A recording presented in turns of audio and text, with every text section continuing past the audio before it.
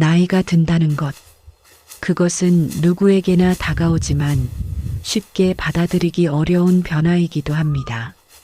몸이 예전 같지 않다는 것을 느끼는 순간, 기억보다 속도가 느려졌음을 자각하는 순간, 우리는 조용히 스스로에게 묻게 됩니다. 이제 나는 어디에 서 있는 사람인가 하고 말입니다. 젊은 시절에는 앞을 향해 달려가느라 미처 돌아보지 못했던 것들이 나이가 들수록 하나둘 떠오르기 시작합니다. 지나온 선택들, 하지 못한 말들, 끝내 설명하지 못한 마음들. 그 모든 것이 겹쳐질 때 노년은 단순히 시간이 흐른 결과가 아니라 삶이 고스란히 드러나는 시기가 됩니다. 정약용은 이 시기를 두려워하지 않았습니다. 그는 나이가 든다는 것을 물러나는 일로 생각하지 않았고 세상에서 사라지는 과정으로 여기지도 않았습니다. 오히려 그에게 노년은 삶의 속도가 느려진 만큼 생각이 깊어질 수 있는 시간이었습니다. 1818년 긴 유배가 끝난 뒤 고향으로 돌아온 정약용은 더 이상 앞에 나설 이유가 없다는 것을 알고 있었습니다. 그러나 그 자리는 공백이 아니라 정리의 자리였습니다. 그는 다시 권력을 바라보지 않았고 대신 책상 앞에 앉아 글을 썼으며 제자들과 마주 앉아 삶의 무게에 대해 이야기했습니다. 그는 나이가 들수록 말이 줄어들었지만 말의 무게는 오히려 깊어졌습니다. 더 많이 설명하기보다 남의 말을 가려두었고 감정을 앞세우기보다 태도로 남기려 했습니다. 노년이란 새로운 것을 더 얻는 시기가 아니라 무엇을 붙잡고 무엇을 놓아도 되는지를 분별하게 되는 시간임을 그는 자신의 삶으로 보여주었습니다. 오늘은 정약용의 지혜를 통해 노년의 품격에 대해 생각해 보려 합니다. 어떻게 늙어갈 것인가라는 질문은 결국 어떻게 살아왔는가라는 질문과 맞닿아 있습니다. 그의 삶 속 장면들, 글 속 문장들, 자식에게 남긴 말들을 따라가며 나이 들미 상실이 아니라 성숙이 될 수 있는 길을 조용히 살펴보고자 합니다. 정약용의 노년은 많은 사람들이 떠올리는 평온한 말년과는 거리가 있었습니다. 긴 유배 생활이 끝났다고 해서 삶이 곧바로 따뜻해진 것은 아니었기 때문입니다. 관직에서 물러난 뒤의 삶은 조용했지만 그 조용함은 안락함보다는 절제에 가까웠습니다. 그는 다시 권력의 중심으로 돌아가지 않았고 스스로도 그 자리를 탐하지 않았습니다. 당시의 기록을 보면 정약용은 노년에 접어들수록 바깥 세상보다 자신의 마음을 더 엄격하게 살폈습니다. 젊은 시절처럼 무엇인가를 이루려 애쓰지 않았고 세상이 알아주기를 바라지도 않았습니다. 대신 하루의 시간을 어떻게 쓰는지가 중요해졌습니다. 글을 쓰는 시간, 제자와 마주 앉아 말없이 차를 마시는 시간, 그리고 혼자 생각에 잠기는 시간이 그의 하루를 이루었습니다. 유배지에서 돌아온 뒤 그는 가족에게조차 자신의 고단함을 길게 말하지 않았습니다. 지난 일은 이미 지나갔다는 짧은 말만 남겼다고 전해집니다. 겪어온 세월이 가볍지 않았음에도 그 무게를 그대로 풀어내지 않았던 것입니다. 이 태도는 체념이 아니라 선택에 가까웠습니다. 노년의 말 한마디가 주변 사람들의 마음을 얼마나 오래 흔들 수 있는지를 알고 있었기 때문입니다. 심경 밀엄에서 정약용은 마음이 늙어간다는 것에 대해 이렇게 적습니다. 마음이 먼저 지치면 몸보다 빨리 늙고 마음이 정돈되면 세월이 와도 쉽게 무너지지 않는다고 말입니다. 그는 노년을 견디는 힘이 체력이나 환경이 아니라 마음을 다루는 방식에서 나온다고 보았습니다. 그래서일까요? 그의 글에는 불평이 거의 없습니다. 대신 자신을 경계하는 문장들이 조용히 이어집니다. 제자들과의 관계에서도 그의 노년은 드러납니다. 젊은 학자들이 찾아와 묻고 또 물었지만 그는 모든 질문에 길게 답하지 않았습니다. 어떤 질문에는 짧은 문장 하나만 남겼습니다. 그 문제는 내 삶이 답해줄 것이다. 말이 줄어든 대신 기다려주는 시간이 늘어났습니다. 이것이 그가 선택한 노년의 방식이었습니다. 가르치려 들기보다 스스로 자라게 두는 태도 말입니다.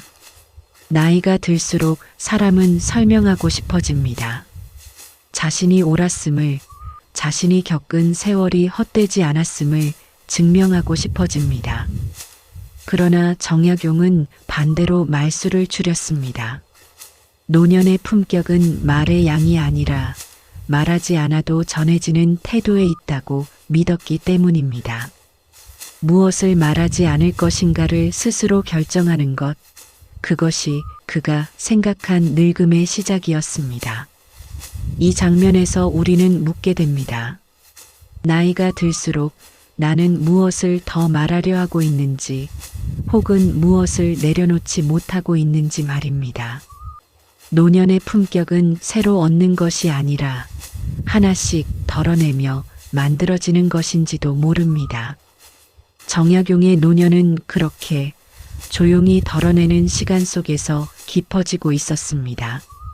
정약용이 나이 듦을 받아들이는 방식은 스스로를 한 발 물러서게 만드는 데서 분명히 드러납니다. 그는 노년에 이르러 자신이 세상의 중심에 서야 할 이유가 더 이상 없다는 사실을 담담하게 받아들였습니다. 그 담담함은 포기가 아니라 분별이었습니다. 무엇을 붙잡고 무엇을 내려놓아야 하는지를 아는 지점에 이르렀다는 뜻이기도 했습니다. 유배에서 돌아온 뒤 정약용은 마제에서 자식들과 함께 지냈습니다. 긴 세월 떨어져 있었던 시간만큼 곁에 있다는 사실 자체가 조심스러웠습니다. 그는 자식들 앞에서 자신의 지난 세월을 길게 꺼내지 않았습니다. 고단함을 말하기보다 이제는 각자의 삶을 살아가야 할 시간이라는 것을 더 먼저 생각했습니다. 어느 날 자식들이 아버지의 몸과 마음을 걱정하자 그는 이렇게 말합니다. 아비는 이제 예전처럼 앞서 나아갈 힘은 없구나. 그러나 하루를 지탱할 마음만큼은 아직 남아있다. 너희는 아비의 세월을 짊어지려 하지 말고 각자의 길을 잘 살아가거라. 그 말에는 서운함도 회한도 길게 묻어있지 않았습니다. 오히려 자신의 노년이 자식에게 짐이 되지 않기를 바라는 마음이 담겨 있었습니다. 이것이 정약용이 선택한 노년의 태도였습니다. 정약용은 노년에 이르러 더 자주 스스로에게 질문을 던졌다고 합니다. 내가 지금 말하려는 이 한마디가 필요한가? 아니면 잠시 삼키는 것이 더 나은가? 젊을 때는 생각이 앞섰고 중년에는 책임이 앞섰다면 노년에는 침묵이 앞서는 시간이 찾아왔습니다. 그는 침묵을 무기력으로 여기지 않았습니다. 오히려 침묵은 마음이 익었다는 신호라고 보았습니다. 제자들과의 만남에서도 마찬가지였습니다. 어떤 제자가 세상사에 대한 분노를 털어놓자 그는 고개를 끄덕이며 잠시 듣고만 있었습니다. 그리고 짧게 말했습니다. 지금의 분노는 내가 아직 살아있다는 증거다. 다만 그것을 오래 붙들지는 말아라. 이 한 문장은 훈계라기보다 노년이 젊은 세대에게 건네는 조심스러운 조언에 가까웠습니다. 노년의 품격은 이렇게 드러납니다. 더 많이 말하지 않는 것, 자신의 경험을 절대적인 기준으로 세우지 않는 것, 그리고 다음 세대의 시간을 존중하는 태도 속에서 말입니다. 정약용은 늙어가면서 자신의 그림자를 줄였습니다. 빛을 더 받기보다 그늘이 되어주는 쪽을 택했습니다. 이 장면을 떠올리다 보면 자연스레 우리의 모습이 겹쳐집니다. 나이가 들수록 우리는 과연 무엇을 더 말하려 하고 있는지, 혹은 말하지 않아도 될 것을 굳이 붙잡고 있는지는 아닌지 말입니다. 정약용의 노년은 화려하지 않았지만 그래서 더 오래 남습니다. 조용히 뒤로 물러나며 삶의 균형을 지키는 모습, 그것이 그가 보여준 노년의 한 장면이었습니다. 유배에서 풀려난 뒤 정약용은 곧장 세상의 중심으로 돌아오지 않았습니다. 아니, 돌아올 수 없었다고 말하는 편이 더 정확할지도 모르겠습니다. 긴 세월 정치의 한복판에 있었던 그는 해배 이후에도 다시 불려가지 않았고 더 이상 조정은 그의 이름을 찾지 않았습니다. 그렇게 그는 고향 마제로 돌아옵니다. 마제의 삶은 조용했습니다. 관직도 없었고 사람들의 발길도 뜸했습니다. 하지만 그 고요함은 쓸쓸함과는 달랐습니다. 정약용은 이 시간을 되찾은 시간이라기보다 정리해야 할 시간으로 받아들였습니다. 젊은 날 미처 다하지 못했던 생각들, 서둘러 판단했던 말들, 욕심과 책임이 뒤섞였던 마음들을 하나씩 가만히 내려놓는 시간 말입니다. 그는 여전히 글을 썼습니다. 하지만 예전처럼 세상을 설득하기 위한 글은 아니었습니다. 심경 미럼을 다시 들여다보며 마음을 다스리는 일은 남을 가르치기보다 자신을 바로 세우는 일이라는 것을 더 깊이 확인합니다. 노년의 글에는 단정함이 있었습니다.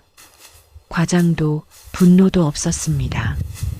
오랜 세월을 지나온 사람만이 가질 수 있는 문장의 호흡이었습니다. 정약용은 종종 자신의 지난 유배 시절을 떠올렸습니다. 강진에서 홀로 지내던 시간, 가족을 직접 볼 수 없던 시절, 자식들에게 남긴 말들. 그 말들은 그때는 자식을 위한 당부였지만 이제는 자신을 돌아보는 기준이 되었습니다. 조급해하지 말라, 벼슬로 사람의 값을 매기지 말라는 문장은 노년의 그에게도 여전히 유효한 경계였습니다. 마제에서의 그는 더 이상 무엇을 얻으려 하지 않았습니다. 대신 무엇을 남길 것인가를 생각했습니다. 재산도 지위도 아닌 태도와 방향, 어떻게 나이 들어가는 것이 사람답게 늙는 것인지 그 모습을 자식들과 제자들에게 보여주는 것이 마지막 역할이라고 여겼습니다. 이 시기에 정약용은 스스로를 숨기지 않았습니다. 몸이 약해진 것도 예전만큼 일을 하지 못하는 것도 그대로 받아들였습니다. 그러나 마음만은 흐트러지지 않으려 애썼습니다. 하루를 성실히 보내고 말을 아끼고 판단을 늦추는 태도, 그것이 그가 선택한 노년의 품격이었습니다. 우리도 비슷한 시기를 지나갑니다. 예전처럼 불리지 않는 순간, 역할이 줄어드는 때, 세상에서 한 발 물러났다는 감각이 들 때가 있습니다. 그때 정약용의 삶은 조용히 말을 건넵니다. 밀려났다고 느껴질 때야말로 삶을 정리하고 깊이를 더할 수 있는 시간일지도 모른다고.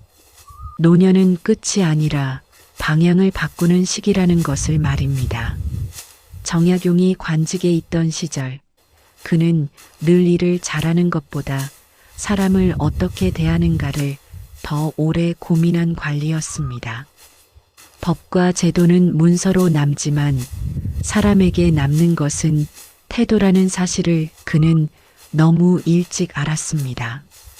그래서 그는 일을 처리할 때도 서두르지 않았고 판단을 내릴 때도 한 번 더 사정을 들여다보려 했습니다.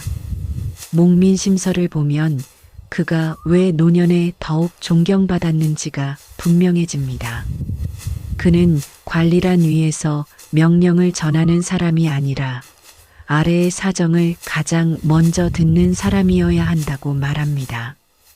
백성을 다스린다는 표현 대신 백성의 삶을 함께 짊어진다는 태도가 글 곳곳에 스며 있습니다.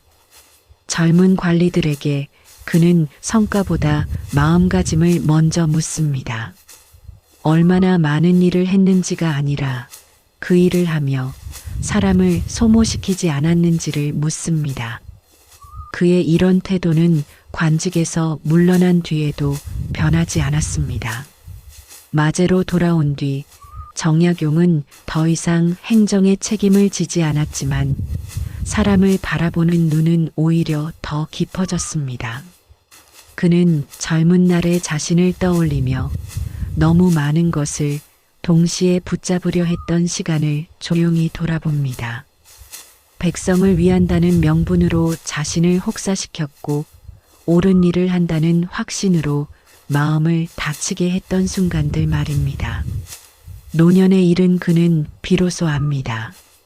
모든 옳음이 반드시 날카로울 필요는 없다는 것을, 정의를 말하되 사람을 상하게 하지 않는 방법이 있다는 것을, 심경밀엄에서 그가 강조한 것도 바로 그것입니다. 마음을 다스린다는 것은 감정을 억누르는 일이 아니라 감정이 생겨나는 방향을 스스로 살피는 일이라고 말입니다. 분노가 생기기 전에 마음, 판단이 굳어지기 전에 흔들림을 놓치지 않는 태도, 그것이 노년의 지혜였습니다. 정약용은 스스로에게도 같은 기준을 적용했습니다. 젊을 때처럼 세상을 바로잡겠다는 열망은 줄어들었지만 대신 하루의 언행을 바로 세우는데 더 많은 힘을 씁니다. 말 한마디를 줄이고 판단 하나를 늦추는 일. 노년의 품격은 거창한 성취가 아니라 이런 작은 절제에서 만들어진다는 것을 그는 삶으로 보여주었습니다. 이런 태도는 주변 사람들에게도 자연스럽게 전해졌습니다. 마제를 찾는 제자들과 지인들은 더 이상 날선 비판이나 강한 훈계를 기대하지 않았습니다. 대신 조용하지만 오래 남는 말을 들었습니다. 서두르지 말라. 지금의 판단이 평생의 얼굴이 될 수 있다는 말들. 그것은 가르침이라기보다 오래 살아본 사람이 건네는 조언에 가까웠습니다. 우리 역시 나이가 들수록 비슷한 선택의 기로에 서게 됩니다. 예전처럼 목소리를 높이지 않아도 될 때, 굳이 증명하지 않아도 될 순간들 앞에서 어떻게 자신을 세울 것인가를 묻게 됩니다. 정약용의 노년은 그 질문에 하나의 방향을 제시합니다. 세상을 바꾸려 애쓰는 대신 사람을 대하는 태도를 지키는 일, 그것이 결국 자신을 지키는 길이라는 사실을 말입니다. 정약용은 노년에 이르러 더 적게 말했고 더 많이 남겼습니다. 제도보다 태도를, 성과보다 방향을. 그의 품격은 그렇게 완성되어 갔습니다. 마제로 돌아온 뒤에도 정약용의 곁에는 사람이 있었습니다. 많지는 않았지만 떠나지 않는 사람들이 있었습니다. 젊은 시절의 제자들, 그를 배우고 싶어 찾아온 이들, 그리고 그의 말을 직접 듣고 싶어 하는 사람들이었습니다. 그러나 노년의 정약용은 더 이상 가르치려 들지 않았습니다. 그는 앞에 서기보다 옆에 앉는 쪽을 택했습니다. 젊은 날에 그는 분명한 스승이었습니다. 옳고 그름을 분명히 가르고 학문의 방향을 명확히 제시했습니다. 그러나 세월이 흐르면서 그는 알게 됩니다. 사람이 바뀌는 순간은 설명을 들을 때가 아니라 스스로 깨닫는 때라는 것을.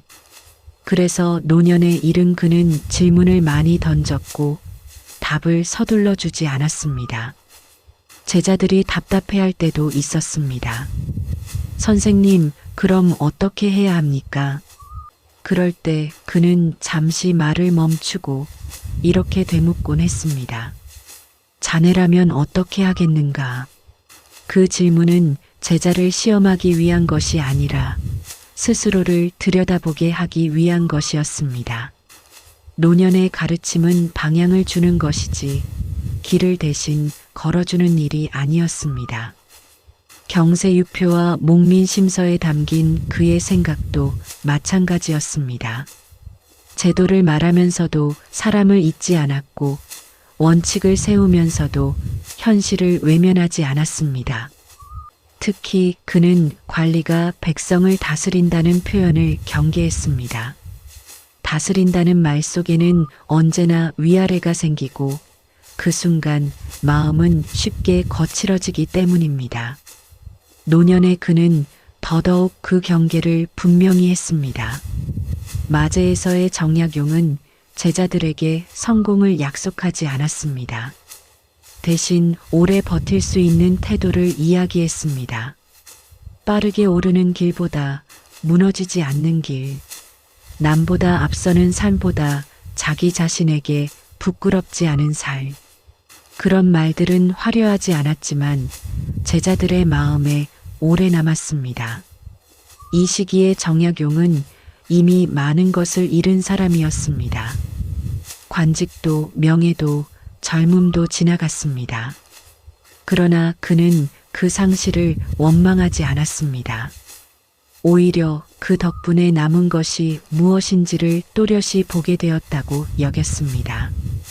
관계에서 남는 것은 숫자가 아니라 깊이라는 것, 가르침에서 중요한 것은 말의 양이 아니라 태도라는 것을 말입니다. 우리 역시 나이가 들수록 비슷한 선택을 하게 됩니다.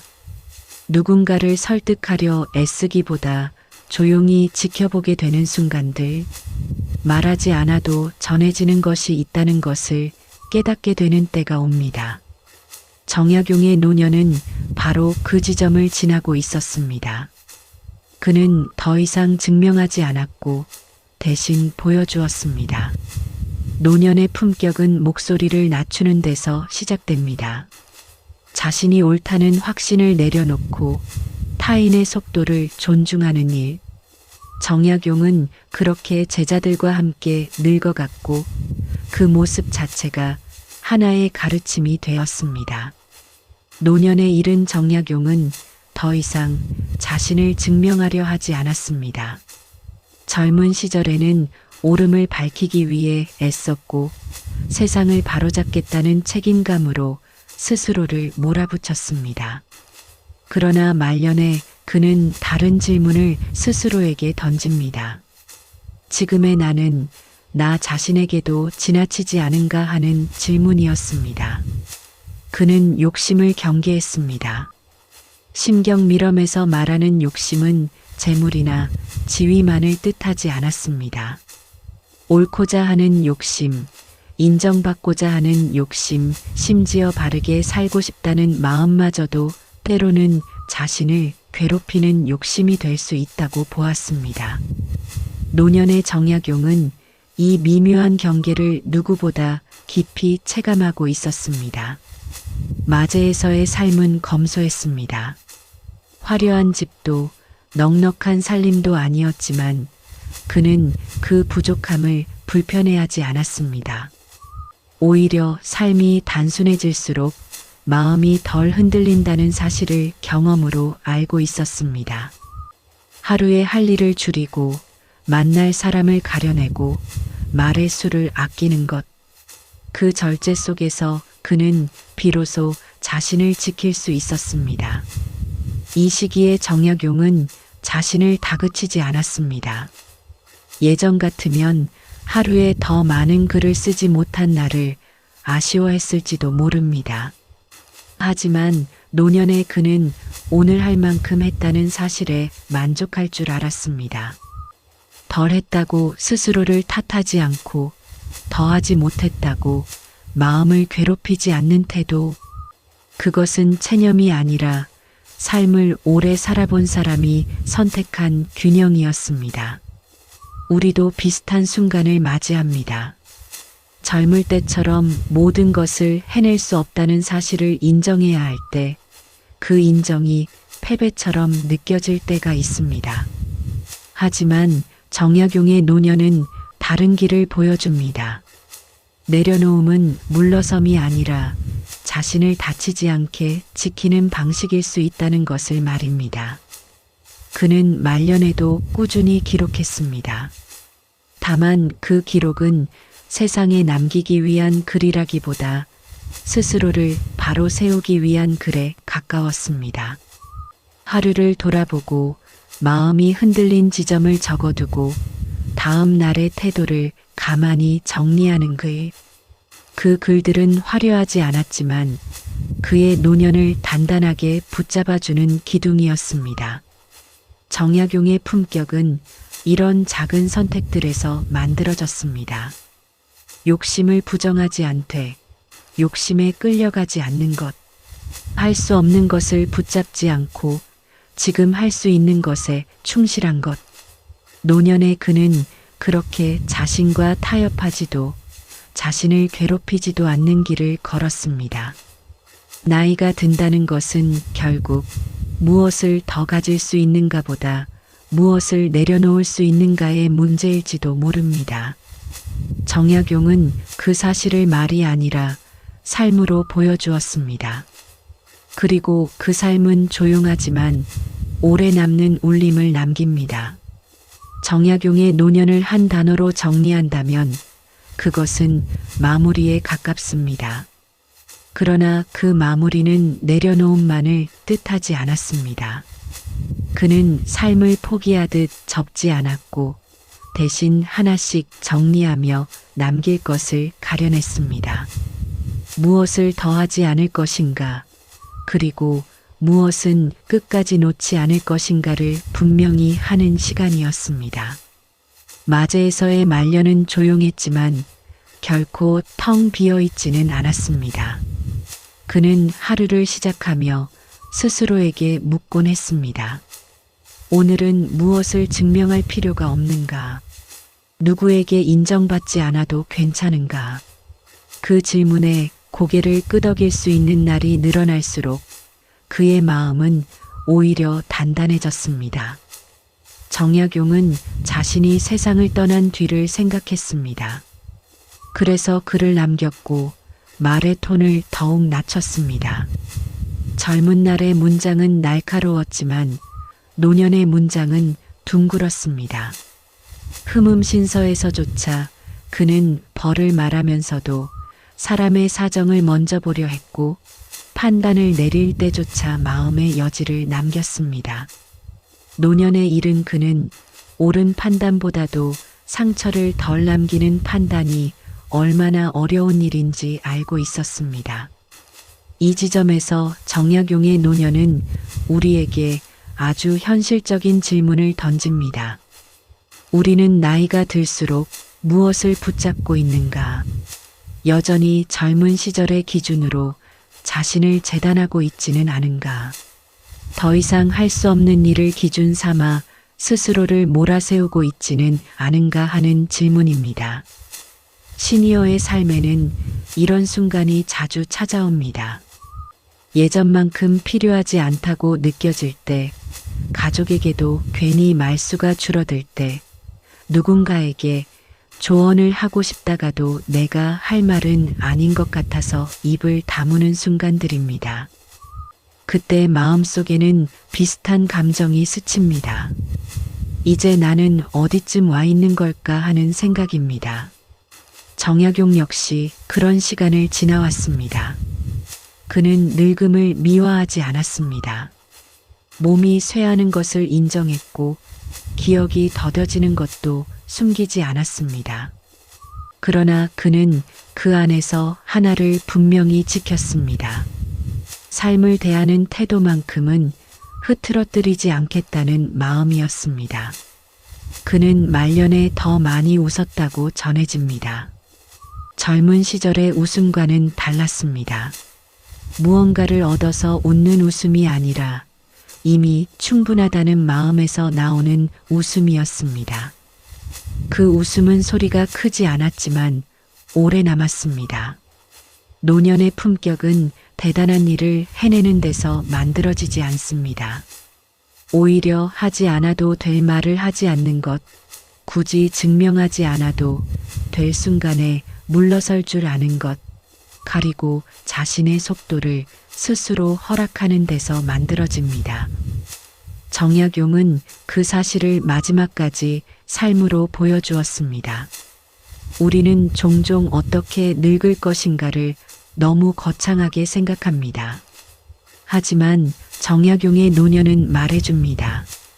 잘 늙는다는 것은 하루를 무사히 마치는 법을 아는 것이라고. 오늘의 몸과 마음을 다치지 않게 돌보고 내일을 과도하게 걱정하지 않는 태도라고 말입니다. 지금 이 이야기를 듣고 계신 분들 중에도 스스로에게 너무 엄격했던 날들이 많았을지 모릅니다. 아직 해야 할 일이 남아있다는 이유로 아직 쓸모가 있어야 한다는 생각 때문에 마음을 쉬게 하지 못했던 시간들 말입니다. 정약용의 노년은 그 마음에 조용히 말을 건넵니다. 이제는 조금 느려도 괜찮다고, 줄어든 것이 아니라 다른 단계로 옮겨온 것이라고 말입니다. 노년은 끝이 아니라 삶의 속도가 바뀌는 시기입니다. 정약용은 그 속도를 거부하지 않았고 끝까지 그 안에서 품격을 지켜냈습니다. 그래서 그의 말년은 조용하지만 지금까지도 사람들의 마음에 오래 남아 있습니다. 정약용의 노년은 특별한 장면으로 기억되지 않습니다. 큰 업적도 극적인 반전도 없습니다. 다만 그는 하루를 어떻게 마무리할 것인가를 끝까지 고민했던 사람으로 남아 있습니다. 더 잘 살기보다는 더 어긋나지 않게 살고 싶어 했던 사람. 그것이 그의 말년을 지탱한 기준이었습니다. 그는 늙음을 두려워하지 않았지만 가볍게 여기지도 않았습니다. 몸이 느려지는 것을 인정했고 이전과 같은 역할을 하지 못하는 자신을 받아들였습니다. 그러나 그 과정에서 스스로를 낮추거나 초라하게 만들지는 않았습니다. 나이에 맞는 속도와 태도를 선택했을 뿐입니다.